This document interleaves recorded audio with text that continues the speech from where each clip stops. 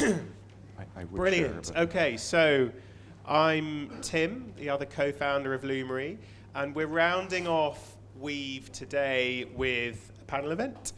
I have a number of questions for our lovely panelists, and then if time, I'll open it up to the floor.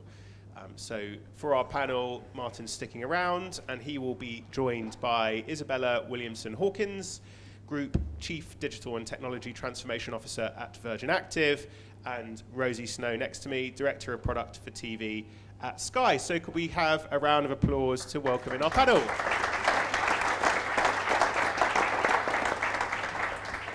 I will dive straight in. So we've heard today about software abundance shifting the bottleneck, and Christian said that you are the bottleneck, which I like. Where's the new scarcity? You know, when execution becomes cheaper and easier, what becomes the hardest constraint or bottleneck on valuable innovation? I think we've said it quite a few times today, judgment. I think fundamentally being very critical about what you do and what you don't do, but also to the point on bottleneck, I think, and what Martin was saying, it brings it higher up the funnel. So actually the decisions that you're making aren't, should I ship this feature? It's actually starting to think about what's the impact of actually shipping this feature to the customer.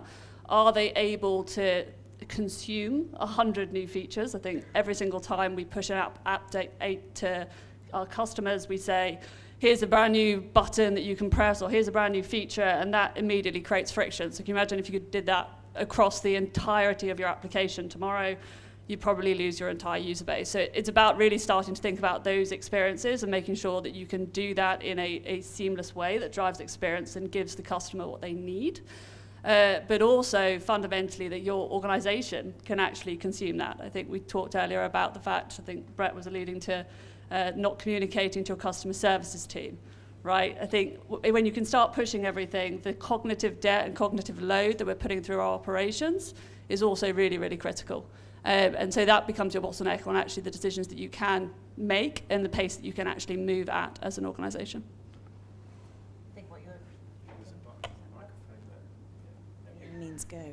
I think what we're talking about there is when you solve one problem, another one opens up. We're probably 5 years away, not Sky, from solving dementia and curing dementia. And at that point, the aging population problem is going to become exponentially harder. You solve one problem and it creates another one. That's quite an extreme example, but what you're talking about there with operations is solving one piece. We think about the quantity of code that we're going to be able to produce, and then the impact of that from a merging perspective, from a testing perspective. You solve one problem and you start creating another one. And I think that's going to need to be where we start thinking about, who was it who was talking more about the T model earlier, about how much work you can get through, but actually starting to think broader. Brett, rather than going so deep down, how do you actually start to move across and then think about how do we start to solve these other problems that we're going to start generating? And when there are all those new problems that are generated and that you can tackle, how does that change how you, your organization, prioritizes and chooses what to focus on? I think it goes one level up as to how do you start designing your org. There's a really interesting tool that's being built out of UCL that is looking at creating digital ghosts of the employee network of really large organizations, and understanding for those individuals actually what drives them, what drives their interests, what are their strengths, not necessarily like I'm an engineer or I'm a designer, but much more kind of core to them and what drives them. And then how might you actually create teams that are going to be able to work better together based on that. And I think you then start to see judgment come into it, and you start to create organizations that are based more around kind of where people want to take it rather than necessarily the skill sets needed to tick things off. And I think the bottleneck is the decision making really in the organizations, right? Because I think if our individual teams can suddenly move faster, and you know, the outcome of the first book, Product Leadership, was very much that the best teams are empowered teams, right? The more we can give empowered cross-functional teams control, the better. And then Decision Stack is really about how to give them the context to do that, right? And I think you do need both for AI to actually move fast. And I think if we start getting to a point where those teams can move incredibly quickly, but we end up with this like organizational overhead of like sign-offs or check-in points or whatever, I think that is the problem to go solve. Because I think we have to empower our teams to move fast in order to keep up with a market that's going to be going faster and faster as well. And obviously balancing that with all the operational constraints and things you guys talked about as well. But I think that decision-making layer is one of the things I really see being what holds up, especially organizations at scale, right? It becomes the throughput of your organization, right? More than where we've come from, fundamentally a history of actually being able to scale and actually ship engineering and ship code quickly, and the throughput of actually engineers being able to produce code. It actually becomes a problem of actually what is the throughput of your organization, the capability of the organization. And we've painted quite a techno-optimist, rose-tinted picture throughout today. And of course, sometimes software abundance is wonderful, is great, but sometimes it can be a challenge. And I'm interested if anyone's got any anecdotes about where you've already seen software abundance become a problem or a distraction. So I've got two, and I think Martin touched on one quite clearly. Velocity is king. So at the moment, we are in a world where there is a tool for everything, and anybody can go do a prototype. Whether you should is a different question, same way as whether you should build something is a different question. So I think very much there has to be a level of clarity given to you by your leaders as to the direction of travel that you're going in. And actually being able to fundamentally move you forward as an organization in the right direction versus of this sprawl, which you are really beginning to see in some of the organizations around us. And really thinking about where that takes you as an organization. Yeah, I mean, similarly, I think I've seen some companies who are starting to move a little too fast at the kind of engineering team or product team layer, which means they're shipping things that aren't necessarily aligned with strategy, or have adverse effects on customer satisfaction, retention, et cetera. And so I think, again, it just comes back to the decision making, like how do you set very clear strategic goals so that the teams know what we're actually trying to do as an organization, but also guardrails around that are like, how do we make decisions, right? What is good and not? What are the metrics that we care about? How do we have check metrics that are quality metrics, not just growth at all costs? And so I think it's that scaffolding that's kind of missing in a lot of organizations. I'm interested in that decision making because, of course, there is the temptation when it's so much easier to execute and ship stuff to just send stuff out in the world. But how do you balance that short-term desire and the realistic delivery pressures that you get within organizations with the important longer-term strategic bets that we know we need to be and should be making as organizations? For us, there needs to be, there's a level of transparency that's coming through, but also pulling people into what are those big problems and what are those big opportunities that you're wanting to go after. I think making sure that that's where the focus and the space is. But I'm also if you're thinking kind of from a big bet perspective down to sand, I'm happy for there to be sand and for there to be a bit of sand. I think that's where sometimes sand can turn into a big rock later on, and you need to have that space for that. But I think it is about balancing where the investment is. And so again, thinking about like corporate systems, and coming from a big corporate systems that are there to really suppress change and to pull change down. And so you have to start thinking about how can some of those sand then have the room to be able to turn into rocks, and then the focus then on that.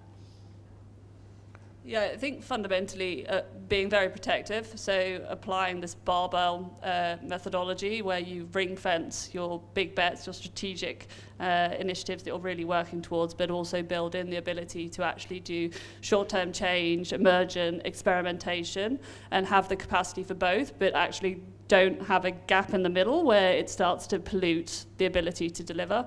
And that fundamentally allows you to then actually really start thinking about future value and driving future value, and it keeps your organization honest.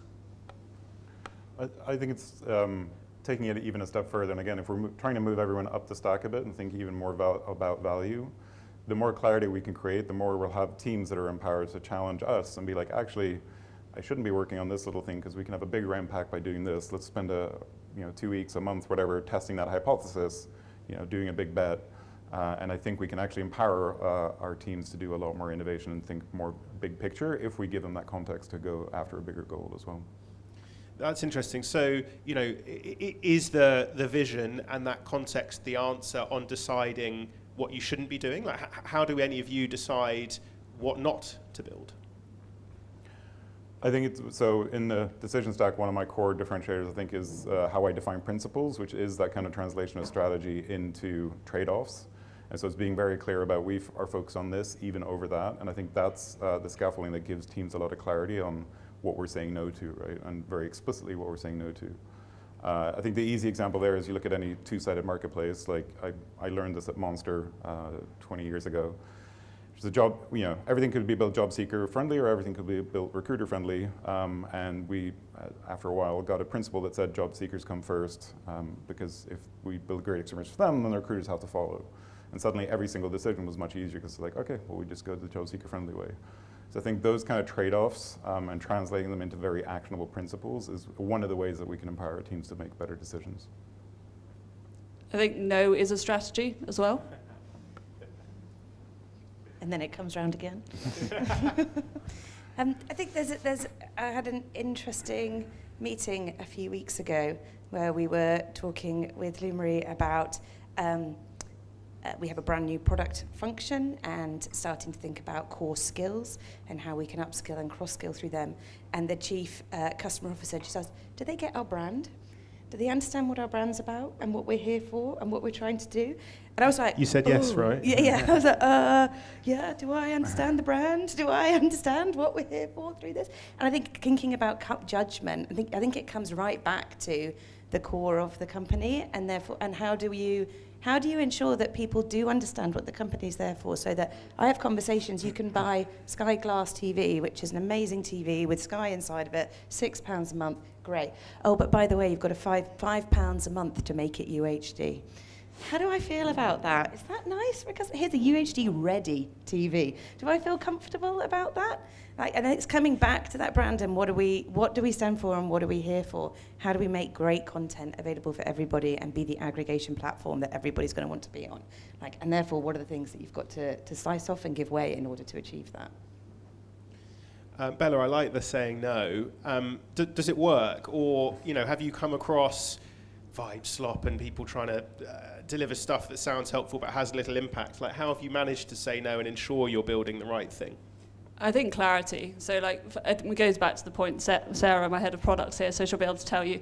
I think from our perspective, it's really about being able to be really clear and transparent on what we're trying to do and doing that as a team. So at Virgin Active, we're fundamentally trying to make people's lives better through wellness, right? The digital wellness ecosystem is expanding at great pace. There are wearable apps, there are fitness apps, there are community fitness apps, there are trainers running apps, there are club apps. There's apps for absolutely everything, right? So from our perspective, what we're trying to do is actually bring that back into under one hood and in the Virgin ecosystem. So effectively everything is inside, back to your brand point, and being really clear on what we build and what we don't build. And I think it's quite an interesting paradigm for us at the moment because we really care about your mental health.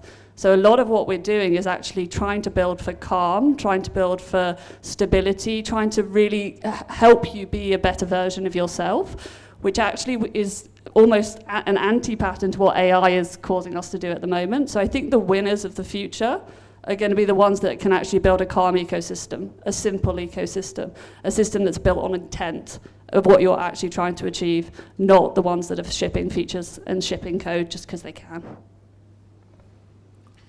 And Rosie, you touched on the kind of cultural challenge, and as soon as you're engaging multiple parts of the organisation, of course, questions like that brand one come up. But what cultural shifts are required in your view to leverage this abundance and not just talk about it? I think that I'm not a product purist. I don't think that we're going to end up with kind of pure product-led organisations. I think that organisations are enabled, and I think that it's about how can product be in a place that can partner with different parts of the organisation. So how do we get product people into a place where they are equal expertise enough to be able to quite quickly partner with different parts of the organisation and bring in a different thought, a different attitude, and a different way to be able to question, so that we go back to what are we actually trying to achieve and think about a different way to bring that to reality. So I kind of think there's a bit of product managers needing to get outside, like out of their own way a bit, and maybe being a little bit more humble at going out and being like, let me learn from you, let me understand, and maybe then bringing in a different thought approach to how we might be able to solve those problems. So again, it's about going broader than thinking about just going through your own depth in order to get that abundance. And Bella or Martin, have you seen in organisations, resistance to new tooling? And if so, how have you, how would you recommend the people in this room overcome any of that resistance? I haven't seen resistance, but I have seen another slightly odd trend, which is that in some organizations, they pick up the tooling and they go a lot faster, but they're not using it to actually do more or solve more customer problems. They're doing it to get the same amount of work done with less effort or energy, right? And that's totally understandable in a, again, non-empowered organization, right? Where you just kind of, oh, well, I have these targets. I can hit those targets faster. I'm just going to do that. And I think, going to the culture point, I think we have to rethink how we empower teams. And this is not, to me, product-led is a terrible term anyway. It was never about leading, right? It was about partnering. But it is that team, right? So whether it's product engineering, design, as we put together those teams to really own an outcome and have empowered, or be empowered to kind of chase after bigger goals. Because otherwise they're not going to make the most of the tooling that's in front of them. I think product could step further out of that triangle. It might become more of a two-person triangle. I can see product working kind of much, much broader across organizations, which I think would be interesting. A little bit off topic, but I think there is something to be said. So we've been talking about EQ and IQ for a very long time. AQ is becoming much more of a thing. So your ability to adapt, and I think we were talking, Rosie and I were talking about this before, is we've got to become more T-shaped. And really interesting conversation around Monzo. Like, we all have interests. There are things that we want to pursue, that we feel satisfied in, that we'll feel engaged in organisation. But we almost all need to become business owners. We need to spend more time in other areas to actually understand and collaborate better. Because in order to win, and fundamentally in order to win in this world where I could be cloned tomorrow, you all could be cloned tomorrow, the only difference is actually how you operate as a team. It's very much similar to how you can clone a violinist, but you cannot create an orchestra that people want to go and sit and listen to and pay money for. That is something that's based on an ecosystem, and that's based on actually being able to build a system around that, a system of trust and a system of value. Has anybody been to see ABBA Voyager?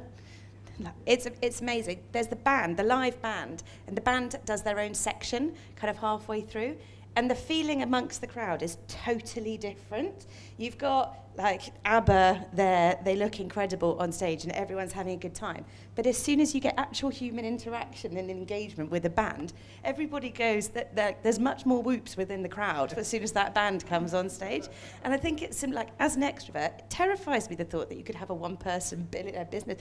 I'd be like shaking in the corner and wanting to jump out, like horrible. I think humans want to be together, they want to engage. And I think you're right, culture, team, trust, relationships is going to be the way to make it. Yeah, that's backed by science, right? The biggest killer in the world is loneliness, right? Human interaction is what we all need. That's why we're all here today. It also goes back to Martin's point on deterministic. You've got to be really sensible on where you use these tools, because fundamentally what you're trying to deliver is a customer experience, and that customer experience, innately, we're human. We want to engage with each other in order to build meaningful connections.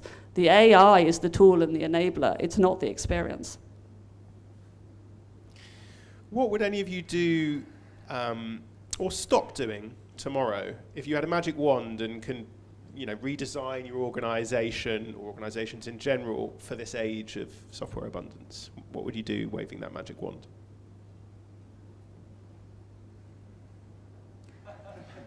I would get rid of any design by committee, right? I think, to me, it's a bit of a red flag when you see things like product steering groups and things like that. I think it's kind of a red flag that something's not right in how we've set up and empowered our teams if you need that. There's nothing wrong with having the oversight and the check-in. We need to figure out guardrails around how we ship things and everything else, but for me, it's like moving away from that is one of the big pieces I would wave away if I could. I think in general, I think everybody is guilty of this, is fundamentally building something, shipping it into the ecosystem and then leaving it. So I think what I would stop is not having anything that isn't owned and doesn't have a very clear decommission strategy. I think a big part of this, going back to my no is an answer and no is a strategy, is actually we need to understand what our stop strategy is.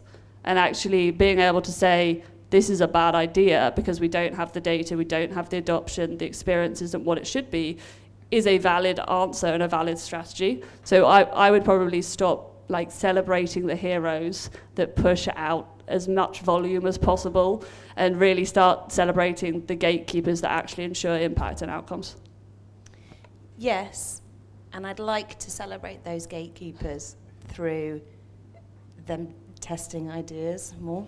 So actually, how can we start to say no by validating things more, rather than no being because of capacity or because of how important something is against the other, but actually based then on the evidence.